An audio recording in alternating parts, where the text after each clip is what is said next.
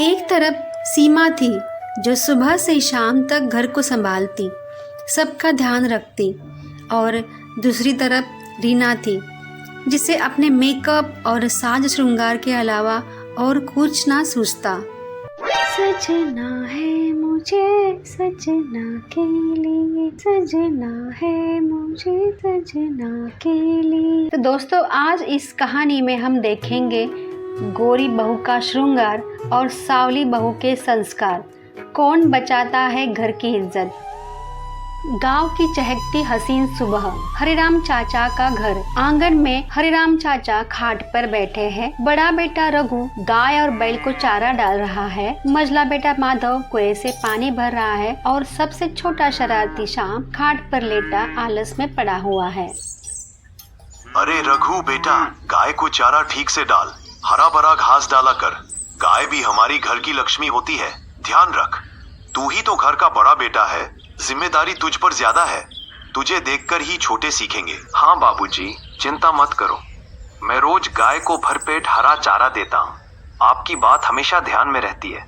गाय का पेट भरा तो घर में सुख शांति बनी रहेगी। और माधव बेटा, पानी भरते वक्त ध्यान रखना, कुआं गहरा है। पानी भरना आसान काम नहीं, संभल कर करना चाहिए। जी बाबूजी, मैं तो रोज पूरे मन से ये काम करता हूँ। पानी लाने में मेहनत है, लेकिन यही तो घर की जरूरत है। आप चिंता मत करो, घर में कभी पानी की कमी नहीं होगी। अरे बाबूजी, मैं तो घर की निगरानी कर रहा हूँ, कहीं कोई चोर डाकू न घुस जाए, इसके लिए चौकीदारी करता हूँ। मेरे बिना ये घर कौन देखेगा। वैसे भी खेत का काम तो भैया दोनों अच्छे से कर ही लेते हैं।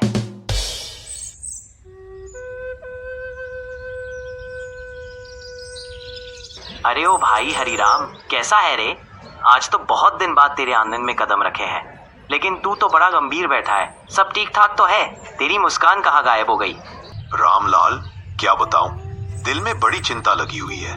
दिन रात यही सोचता हूँ कि अपने बड़े बेटे रघु की शादी कैसे करूं। लड़का तो तैयार है, पर उसकी शर्तें ही खत्म नहीं होती। रघु कहता है कि उसे बहुत सुंदर, गोरी चिट्टी और पढ़ी लिखी पत्नी चाहिए। मैंने समझाया कि असली सुंदरता गुणों में होती है, सेवा भाव में होती है, लेकिन वो मेरी बात मानता ही नहीं। अरे चिंता छोड़, मैं हूं ना। तेरा दुख मेरा दुख है, और दोस्त किस दिन काम आएगा। मैं अपनी जान पहचान से देखूंगा, कोशिश करूंगा कि रघु की शर्तों के मुताबिक रिश्ता मिले। तेरे बेटे की शादी भी होगी और तेरी चिंता भी दूर हो जाएगी। चल, अब इतना मायूस मत हो, हिम्मत रख।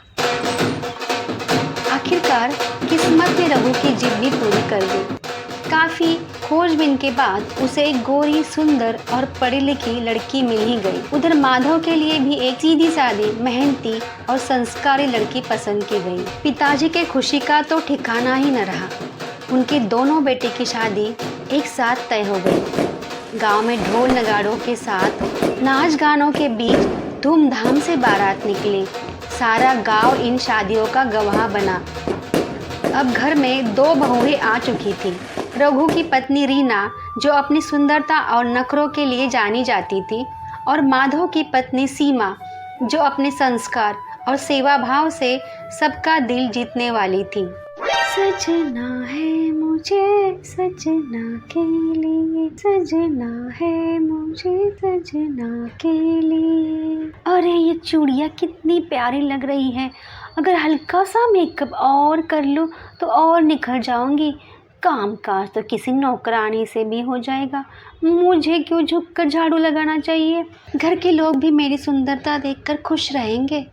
बस मैं तो आराम और सजावट में ही जीना चाहती हूँ। रीना की ऐसी हरकतों से बाबूजी बहुत परेशान थे। वो हमेशा उसको कहते थे, घर का काम करना कोई शर्म की बात नहीं, ये तो हमारे संस्कार है। सुंदरता चेहरे की नहीं, कर्म की होती है, इसे समझो। अगर घर की बहू खुद हाथ बटाएगी तो घर में सुख शांति बनी रहेगी। पिताजी, आपने तो जैसे सबकी अच्छाई बुराई का ठेका ले रखा है। मैं अगर गोरी सुंदर हूँ तो इसमें मेरी क्या गलती है। मुझे तो भगवान ने ऐसा बनाया है, और मैं अपनी सुंदरता पर गर्व क्यों ना करूँ। रही बात घर के काम की, तो इसके लिए नौकर चाकर भी रखे जा सकते हैं। बहुओं को हाथ गंदे करने की क्या जरूरत है। जाने दे, बहू तुझे अभी समझ में नहीं आएगा। बाबूजी, मैंने आपके लिए खाना तैयार कर दिया है, सब गर्मा गर्म है, जल्दी से खा लीजिए। सुबह से मैंने आंगन भी झाड़ दिया और गाय को भी चारा डाला आई हूँ। अरे भाभी, मुझे भी खाना दे दीजिए, बड़ी भूख लगी है। वैसे आप दोनों की तुलना तो दिन और रात जैसी है। एक भाभी सूरज की तरह चमकना चाहती है पर तपिश भी देती है। दूसरी भाभी चांद जैसी है, शांत, ठंडी और सबको सुख देने वाली। रीना भाभी, जरा देख लीजिए ना, दाल उबल रही है, कहीं ऊपर ना आ जाए। अरे छोड़ो भी सीमा, तुझे तो यही काम अच्छे लगते हैं। मैं तो बस ज़रा अच्छे से तैयार हो जाऊँ ना तो पूरा घर चमक उठता है। इतने में दाल का झाग उबल कर बर्तन से बाहर गिरने लगता है और आग बढ़ने लगती है। सीमा जल्दी से कपड़ा भिगोकर चूल्हे को संभालती है, दाल का झाग पोंछती है और बर्तन ठीक से रख देती है। अरे रे, ये तो ऊपर चढ़ गई, सब चूल्हा खराब हो गया। तो क्या हुआ, एक दाल ही तो खराब होती, पर मेरी ये गोरी रंगत, इसे कुछ हो जाता तो? भाभी, घर के लोग अगर भूखे रहेंगे ना तो आपकी सुंदरता भी उन्हें अच्छी नहीं लगेगी। रूप चमकाने से घर नहीं चलता, घर तो मेहनत और सेवा से चलता है। मेरी प्यारी भाभीओ, बताओ अपने लाडले देवर के लिए क्या पकवान बन रहे हैं? अरे आज तो मुझे दाल मखनी चाहिए। सुबह से पेट के अंदर के कव्वे यही रट लगा रहे हैं, दाल मखनी दाल मखनी। अरे रीना भाभी, अगर पेट खाली रहा ना तो ये पेट के अंदर के कव्वे बाहर आकर आपके गोरे रंग को ही चुग जाएंगे। श्याम, तू हमेशा मजाक करता है, तुझे क्या पता सुंदरता की कीमत क्या होती है। मुझे तो इतना ही पता है भाभी कि अगर खाना अच्छा बना हो तो पेट भर जाता है, वरना चाहे रूप कितना भी गोरा हो, भूख इंसान को सब भुला देती है।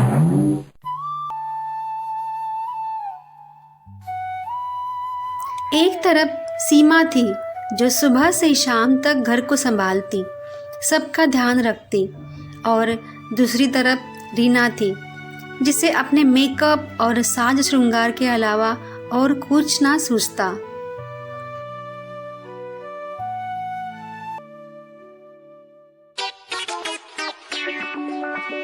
रीना, मेरे लिए चाय बना दो, सर में बहुत दर्द हो रहा है। अभी तो मैंने नेल पॉलिश लगाई है, मैं हाथ गंदे नहीं कर सकती, और ये सर दर्द तो रोज का ही बहाना है आपका। जाकर दवाई खा लीजिए, मैं तैयार हो रही हूँ, थोड़ा टाइम लगेगा। ये वही रीना है जिसके गोरेपन पर मैं फिदा हो गया था।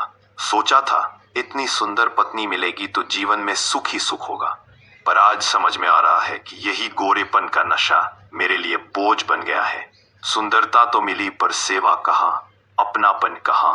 अगर पत्नी अपने पति का दुख सुख ही ना बांटे तो उसका गोरा रंग किस काम का। मैंने सोचा था रूप देखकर बड़ा फैसला कर रहा हूँ, पर आज लगता है शायद यही मेरी सबसे बड़ी भूल थी।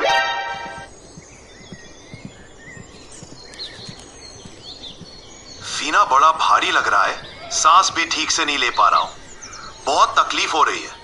अंदर दवाई रखी है, जरा ला दो। कुछ दवाई खत्म हो गई है, शायद वही दवाई ना खाने की वजह से सीने में दर्द और बढ़ गया है। जरा जल्दी से बाजार से वो दवा ला दे बहू, नहीं तो हालत और बिगड़ जाएगी।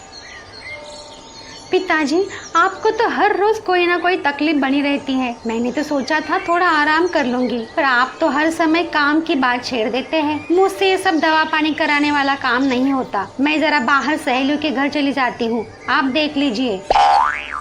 पिताजी, आप फिक्र मत कीजिए, मैं हूँ ना। मैं बाजार ही गई थी आपकी दवाई लाने। मैंने सुबह ही देखा था कि आपकी दवाई खत्म हो गई है। मैं आपको अभी गर्म पानी और दवाई ला के देती हूँ, तो आपको जल्दी ही आराम मिलेगा। रसोई में मैंने हल्की खिचड़ी बना दी है ताकि जल्दी से आपको आराम मिले। रीना अपनी सहेली के साथ घूमने जाती है और यहाँ घर में सीमा अपने बाबूजी को दवाई देती है और खाने के लिए देती है। जल्दी ही बाबूजी को आराम मिलता है। शाम को जब रघु घर पे आता है तो उसको सब पता चलता है और फिर गुस्से से वो रीना के पास आता है। तुझे शर्म नहीं आती? पिताजी की हालत बिगड़ रही है और तू घूमने जाने की सोच रही है। पति की इज्जत वही बहू बढ़ाती है जो उसके माँ बाप की सेवा करे। बस बहुत हो गया, दिन रात तू आईने में ही उलझी रहती है। घर का काम छोड़, आज तो पिताजी बीमार थे, उन्हें एक गिलास पानी तक ना दिया। अगर ऐसे ही तेरे तेवर रहे तो कल सुबह तुझे तेरे मायके छोड़ आऊंगा। हमारे घर में नखरे नहीं, सेवा भाव चलता है। तो क्या मैं नौकरानी हूँ इस घर की? मुझसे क्यों सब उम्मीद रखते हैं कि मैं सबकी सेवा करूँ? मैं पढ़ी लिखी हूँ, सुंदर हूँ, मुझे तो इज्जत मिलनी चाहिए। इज्जत सुंदरता से नहीं मिलती, इज्जत सेवा और संस्कार से मिलती। तू अपनी सूरत पर घमंड करती है, लेकिन याद रख, ये रूप एक पर तेरे कर्म हमेशा लोगों को याद रहेंगे। आज अगर तू अपने फर्ज से भाग रही है तो कल पछताना पड़ेगा। जरा सोच, अगर तेरे माँ बाप बीमार पड़े और तेरी छोटी भौजाई उनके साथ ऐसा व्यवहार करे जैसा तूने आज मेरे पिताजी के साथ किया, तो तेरे दिल पर क्या बीतेगी? क्या तुझे अच्छा लगेगा कि कोई तेरे माता पिता को अनदेखा करे? आज जो तू कर रही है वही कल तुझ पर भी लौट कर आ सकता है।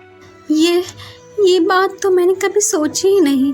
सच है, अगर मेरी माँ को कोई ऐसे अनदेखा करता तो मैं तो ये सह भी नहीं पाती। मैंने तो सच में गलत किया। पिताजी के साथ ऐसा बर्ताव नहीं होना चाहिए था। मुझे अपनी बातों पर शर्म आ रही है। गलती मानना सबसे बड़ी बात होती है। अभी भी देर नहीं हुई। तू चाहे तो सबका दिल जीत सकती।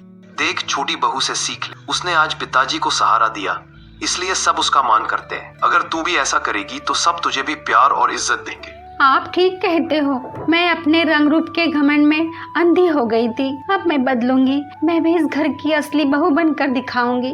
आज से मैं पिताजी और पूरे परिवार की सेवा करूंगी। पिताजी, मन में बहुत बोझ है। आपसे कुछ कहना चाहता हूँ। आज समझ आया कि घर की यह हालत मेरी ही वजह से है। मैंने शादी के समय जिद पकड़ ली थी कि मुझे गोरी, सुंदर, पढ़ी लिखी बहू चाहिए। मैंने असली गुणों की जगह सिर्फ रूप को देखा और आज उसका नतीजा सबके सामने है। बेटा, तूने जो कहा वो सच है। इंसान को रूप नहीं, गुण देखना चाहिए। रूप तो एक दिन ढल जाता है, लेकिन गुण जीवन भर साथ रहते हैं। तेरी ये सोच ही आज घर में कलह का कारण बनी। हाँ पिताजी, यही सोचकर दिल रो रहा है। अगर मैंने समझदारी दिखाई होती तो शायद घर का माहौल ऐसा न बिगड़ता। छोटी बहू देखो, सादगी में भी कितनी अच्छी लगती है और सबका कितना ख्याल रखती है। मुझे अब एहसास हो रहा है कि असली सुंदरता वो सेवा और संस्कार में होती है। मेरी भी बहुत गलती रही है। आपने मुझे इस घर की बहू बनाया। मुझे आपका ख्याल रखना चाहिए था, लेकिन मैंने ऐसा नहीं किया। मैं इस घर की इज्जत करना भूल गई। आपको दुख दिया, इसलिए मुझे माफ कर दीजिए। बेटी, भूल इंसान से ही होती है। समझ लेने वाला ही सच्चा होता है। अगर तुझे अपनी गलती का एहसास हो गया रे तो समझ ले, आधी गलती तो यही खत्म हो गई। अब से तेरा कर्म ही तुझे सही साबित करेगा। हाँ बाबूजी, मुझे अपनी गलती पर बहुत अफसोस है। मैं अब खुद को बदलना चाहती हूँ। मैं सीमा से भी सीखूंगी कि घर कैसे संभलना चाहिए। देखो, यही सही रास्ता है। अगर तुम पहले ही ऐसा करती तो आज इतना झगड़ा ना होता। अब तुम मेरी ताकत बनो, बोझ नहीं। साथ मिलकर इस घर को स्वर्ग बनाएंगे। हाँ भैया, जरा हमको भी बताओ, कहीं ऐसा तो नहीं कि भाभी ने किचन में घुसकर काम करना शुरू कर दिया है? नहीं तो ये तो बहुत बड़ी खबर होगी। हाँ श्याम, अब से मैं सचमुच घर का काम करूंगी। मैंने अपनी गलतियों को समझ लिया है। अब से इस घर की बहू नहीं, बेटी बनकर रहूंगी। सबका ख्याल रखूंगी और आपको कभी शिकायत का मौका नहीं दूंगी। भाभी, ये तो बहुत अच्छी बात है। आपको ऐसा कहते सुनकर सचमुच दिल खुश हो गया। हम सब मिलकर घर को स्वर्ग बना सकते हैं। अब तो मुझे भी अपनी बड़ी बहन मिल गई। वाह बेटियों, आज मेरा दिल गदगद हो गया। परिवार का सुख शांति सबसे बड़ी दौलत है। तुम दोनों बहुओं ने अगर एक दूसरे को बहन मान लिया तो इस घर से झगड़े दूर ही रहेंगे। मुझे अब चैन से जीने का सुख मिल गया। हाँ पिताजी, आज मेरा बोझ भी हल्का हो गया। अब समझ आया कि असली सौंदर्य क्या होता है। पत्नी अगर घर की लाज संभाले, सबका ख्याल रखे, वही सबसे सुंदर होती है। अब मैं भी अपनी पत्नी को उसकी अच्छाइयों के लिए मान दूंगा। वाह भैया, बड़ी देर से आपको समझ आई। खैर, देर आए दुरुस्त आए। अब सब लोग मिलकर एक साथ काम करें। पिताजी, अब तो हमारा घर सच में स्वर्ग जैसा लगने लगेगा। हाँ हाँ, और अब से बड़ी भाभी सिर्फ मेकअप नहीं करेंगी, बल्कि हमारे लिए पकौड़े भी तलेंगी, लस्सी भी बनाकर पिलाएंगी। तभी तो सच्ची बहू कहलाएगी।